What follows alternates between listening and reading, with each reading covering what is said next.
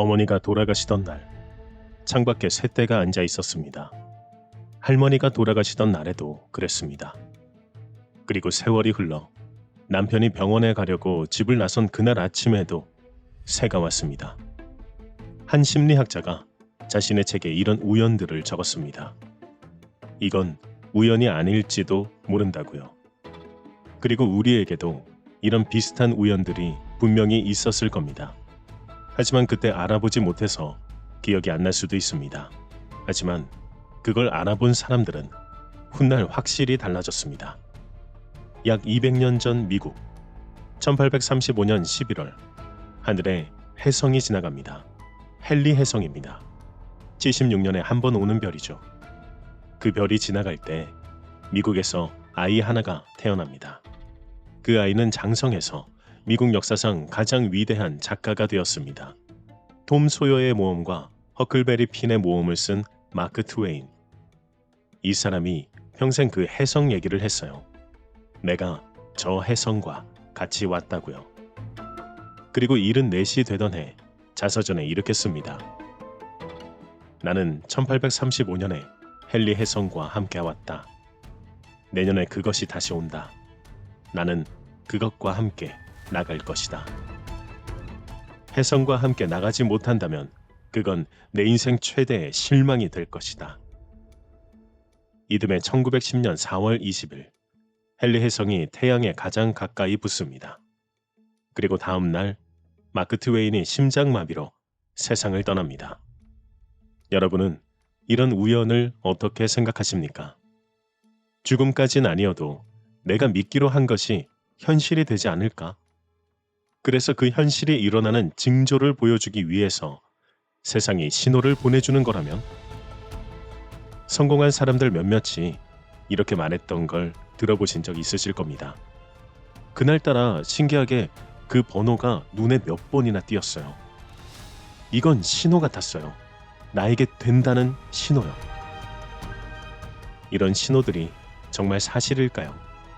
아니면 특별히 그 사람들한테만 신호가 온 걸까요?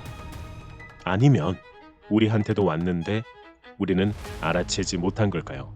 알아채지 못하면 그건 또 어떻게 될까요? 아까 처음에 어떤 여자 이야기로 돌아가 보겠습니다. 이 여자가 어릴 때 어머니가 돌아가셨을 때 새떼가 창밖에 있었고 세월이 지나 할머니가 돌아가셨을 때도 새떼가 모여 있었습니다. 그리고 또 세월이 흐릅니다. 이 여자의 남편이 심장이 안 좋아집니다. 어느 날 남편이 진찰을 받으러 집을 나섭니다. 남편이 나가고 얼마 지나지 않아서 큰 새떼가 집에 내려앉았습니다. 이 여자가 그때 무슨 생각을 했을까요? 그 남편을 진료하던 의사가 훗날 이렇게 적었습니다. 아내는 이미 극심한 불안에 빠져 있었다. 자기 가족들이 세상을 떠날 때 있었던 일들이 떠올랐고 최악을 두려워했다. 그리고 그날 남편은 진짜 거리에서 쓰러집니다. 진료를 받고 나오던 길에 의사 소견서를 주머니에 넣은 채로요. 이런 신호들이 정말 우연일까요? 가끔 장례식장에선 이런 말을 들을 때가 있습니다. 돌아가시기 전에 집에 까마귀가 왔다는 말, 그날따라 유난히 꿈자리가 사나웠다는 말, 기도를 하고 있는데 누군가 들어오려고 했다는 말. 실제로 제 아버지가 돌아가셨을 때 절에서 기도드리던 아버지 지인분이 아무도 없는데 문소리가 계속 나서 누군가 내가 아는 사람이 죽었을지도 모른다는 생각을 하셨는데 그게 아버지였다고 하신 적이 있습니다. 한편 이런 것도 있죠. 멀리 사는 아들이 그날따라 이상하게 어머니에게 한번 가봐야겠다 싶어서 갔는데 그날 밤에 돌아가셨다는 얘기. 꿈에 나오셔서 인사하고 가셨는데 깨어보니 그 시각이었다는 얘기. 또 실제로 제 어머니가 키우던 강아지가 아파서 병원에 있었는데 어머니가 강아지가 죽는 꿈을 꾸셨고 다음날 아침 병원에 어머니가 도착하자마자 눈을 보고는 죽었다고 합니다. 이런 얘기 하나쯤은 들어보셨거나 겪어보셨을 겁니다. 그런데 우리는 그걸 평소에 잘 안 꺼냅니다. 꺼내면 꼭 누가 이러거든요. 에헤이, 우연이지. 맞습니다. 대부분은 우연입니다. 그런데 이상한 게 있어요. 이게 소름 끼칠 정도로 맞은 적이 우리 모두에게 한 번쯤은 있었다는 겁니다. 그리고 이걸 평생 붙들고 있던 사람이 있습니다. 칼 융. 프로이트와 함께 현대 심리학을 만든 사람이자 분석 심리학의 아버지라 불리는 심리학계에 두 번 다시 못 나온다는 천재 중의 천재라 불립니다. 방금 그 셋대 이야기에서 남편을 진료하던 그 의사가 바로 칼 융이었습니다. 융은 평생 남의 이야기를 들었어요. 하루에 몇 시간씩 수십 년을요. 정신심리 상담을 했기 때문이죠. 그러다 보니 이런 순간들을 남들보다 훨씬 많이 봤습니다. 그리고 그 현상에 이름을 하나 붙입니다. 동시성. 하지만 융 본인은 이걸 아주 깐깐하게 따졌습니다. 우연과 동시성을 구분하고 싶었던 거죠. 융이 자신의 책에 이런 하루를 적어놨습니다. 금요일 점심에 생선이 나왔고 누가 4월 물고기 농담 얘기를 꺼냈고 오후엔 환자가 물고기 그림을 보여줬고 저녁에 물고기 자수를 봤습니다. 심지어 이 일을 글로 적고 호숫가로 산책을 나갔는데 죽은 물고기가 한 마리 놓여 있었습니다. 상처 하나 없이요. 이건 동시성일까요? 우연일까요? 이때까지만 해도 융은 아직 우연으로 보고 있었던 겁니다. 그런데 이런 일이 생깁니다. 젊은 여자 환자였습니다. 치료가 막혀 있었어요. 아주 똑똑한 사람이었죠. 무슨 말을 해도 논리로 받아치고 내면이 꺼내지나 싶으면 이성으로 눌러버렸습니다. 그러던 어느 날 그 여자가 꿈 얘기를 합니다. 누가 자기한테 황금 풍뎅이 모양 장신구를 주는 꿈이었다고요. 융은 그때 닫힌 창문을 등지고 앉아 있었습니다. 톡톡.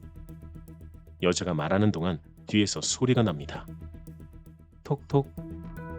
돌아보니 벌레 한 마리가 밖에서 유리를 두드리고 있었어요. 창을 열자 안으로 날아들었고 그는 그걸 공중에서 잡습니다. 장미 풍뎅이였습니다. 금녹색이 도는 종이라 황금 풍뎅이와 제일 닮은 종입니다. 그가 그걸 여자에게 건네며 말합니다. 여기 당신의 풍뎅입니다. 그날 이후 여자의 치료 속도가 매우 빨라지게 되었습니다. 융이 나중에 이렇게 적습니다. 이 곤충은 평소 습성과 달리 하필 그 순간에 어두운 치료실 안으로 들어오려는 충동을 느낀 것으로 보였다. 참고로 풍뎅이는 어두운 걸 싫어합니다. 밝은 걸 좋아하죠. 이 경험이 환자였던 그녀의 합리주의에 융이 원하던 구멍을 뚫렸고 지적 저항의 얼음을 깰 수 있었다고 책에 쓰여 있습니다. 이 여자는 세상을 논리로만 보던 사람이었습니다. 설명되는 것만 믿었어요. 그런데 설명이 안 되는 게 자기 손 위에 올라온 겁니다. 여기서 중요한 건 풍뎅이가 아닙니다. 풍뎅이가 뭘 증명한 게 아니에요. 그 여자가 달라진 겁니다. 여자가 달라졌다는 게 우리에게 남기는 것은 이겁니다. 여러분도 이런 적 있으실 거예요. 머리로는 다 아는데 안 바뀌는 게 있잖아요. 이렇게 살면 안 된다는 거, 저 사람 놓아줘야 한다는 거, 지금 다시 시작해야 한다는 거. 다 압니다. 그런데 잘 안 됩니다. 하지만 사람이 바뀌는 걸 가만히 보면요. 설득당해서 바뀌는 사람은 거의 없습니다. 누가 옆에서 이렇게 하셔야 합니다. 100번을 말해도 안 바뀝니다. 그러다 어느 날 아무것도 아닌 일 하나에 갑자기 바뀌게 됩니다. 어떤 사업가는 잘 될 거라는 직원들의 말에도 일이 잘못될까봐 걱정하고 있었는데 무심코 지나가는 길에 이런 간판을 보고는 한 번에 바뀌게 되었고 사업은 성공하게 됩니다. 그 간판엔 이렇게 적혀 있었습니다. 걱정할 필요 없다. 그런 일은 절대 일어나지 않을 것이다. 그리고 옛날 당나라 때 한 나무꾼은 나무를 하고 집에 돌아오는 길에 금강경을 외는 소리를 듣고 그 길로 승려가 되었습니다. 육조 단경의 주인공, 육조 해능 스님입니다.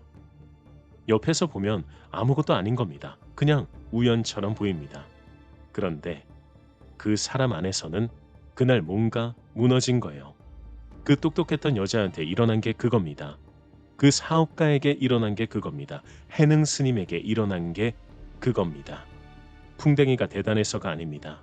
그 여자가 그날 그걸 받을 준비가 되어 있었던 겁니다. 여기가 바로 중요한 부분입니다. 같은 일이 일어나도 누구는 그냥 지나가고 누구는 알아봅니다. 우리도 마찬가지입니다. 신호가 안 온 게 아니라 안 보고 있었던 걸 수도 있습니다. 그 사업가도 해능 스님도 그게 신호였고 그때가 딱 맞는 타이밍이었던 겁니다. 만약 그 신호를 못 알아봤다면 그 사업가는 계속 불안했을 것이고 육조 단경은 세상에 없는 것이 되었을 수도 있습니다. 그래서 칼융은 이걸 엄청나게 파기 시작했던 겁니다. 도저히 말로는 설명이 안 되니까요. 이 문제를 26년 동안 함께 고민했던 사람이 있었습니다. 노벨 물리학상을 받은 볼프강 파울리. 그리고 1952년 둘이 같이 책을 한 권 냅니다. 그 책에 동시성이라는 글이 실렸습니다. 파울리와 이야기하면서 융이 도달한 생각이 이겁니다. 마음과 물질이 같은 뿌리에서 나온 게 아닐까. 우리가 보는 바깥과 우리 안에서 일어나는 일이 원래 한 몸인데 가끔 그 이음매가 드러나는 건 아닐까. 그러면 앞에 이야기들이 설명이 됩니다. 안에서 풍뎅이 꿈을 꾸는데 밖에서 풍뎅이가 옵니다. 안에서 남편을 걱정하는데 밖에서 새가 앉습니다. 안에서 물고기를 생각했더니 밖에서 점심으로 나옵니다. 사실 이건 동시성이라 해서 그렇지 우리한테 낯선 게 아닙니다. 인연이라는 말이 있고 때가 있다는 말이 있고 될 사람은 된다는 말도 있습니다. 우리가 평생 들어온 말들입니다. 융은 그걸 심리학 용어로 다시 쓴 겁니다. 동시성이라고요. 그렇다면 한번 생각해 보세요. 설명이 안 되는 일들이 우리에게 벌어질 수 있지 않을까요? 하지만 융은 이걸 증명은 못한다고 했습니다. 자기 입으로요. 그런데 그가 증명은 못했지만 그 순간에 사람이 바뀌는 건 자기 눈으로 봤다는 겁니다. 그 풍뎅이 여자 환자. 그런데 그 이후로 그녀는 바뀌었습니다. 여러분은 혹시 말하면 남들이 웃을까봐 잘 꺼내지 않던 이야기가 있으세요? 하필 그때 그 사람한테 연락이 온 일, 포기하려던 날에 엉뚱한 데서 답이 온 일. 그게 신호였는지 우연이었는지는 융도 모르고 아무도 몰랐습니다. 그런데 하나는 알 수 있습니다. 그때 뭐가 달라졌습니까? 아무것도 안 달라졌다면 그냥 우연이었던 겁니다. 그런데 그날 이후로 마음이 한 뼘이라도 움직였다면 그게 융이 본 겁니다. 그것이 동시성입니다. 맨 처음에 말씀드린 그 사람 기억하십니까? 혜성과 함께 왔다던 그 사람이요. 톰 소여의 모험, 허클베리 핀의 모험의 작가 마크 트웨인이요. 솔직히 말씀드리면 그 사람이 태어난 건 혜성이 지나가고 2주쯤 뒤였습니다. 같은 날도 아니었어요. 그런데 그는 평생을 그 이야기로 살았습니다. 74년을요. 그리고 마지막에 정말로 그렇게 돌아갔습니다. 그게 우연이었을까요? 아니면 한 사람이 자기 인생에 의미를 하나 붙들고 끝까지 간 걸까요? 그 사람이 실제로 그날에 돌아갔다는 게 현실이 됐다는 증거가 되진 않을까요? 여러분에게 가장 큰 의미로 붙잡고 계신 것은 무엇입니까? 그리고 하나만 더 말씀드리면 신호는 새로 오는 게 아닐지도 모릅니다. 이미 몇 번은 왔는데 그때마다 우리가 그냥 지나쳤을 뿐이고요. 오늘 이 영상을 보신 뒤로는 아마 눈에 걸리기 시작하실 겁니다. 타임지가 뽑은 20세기를 만든 영웅 아이콘 100인, 그중 한 명인 디펙 초프라는 이렇게 말했습니다. 주변을 살펴보라. 모든 것이 나에게 신호를 보내고 있다. 어쩌면 그 순간 자신을 변하게 했다면 그건 정말 신호일지도 모릅니다. 그런데 이게 혼자서는 잘 안 됩니다. 그 순간이 왔을 때 알아보는 눈이 있어야 하고 누군가 옆구리를 찔러주면서 기억나게 하지 않으면 그 수많은 신호들을 놓칠지도 모르죠. 그게 위클리 모티브에서 하는 일입니다. 더보기에 링크 남겨둘게요. 성공은 여러분의 당연한 권리입니다. 인생은 우상향이니까요.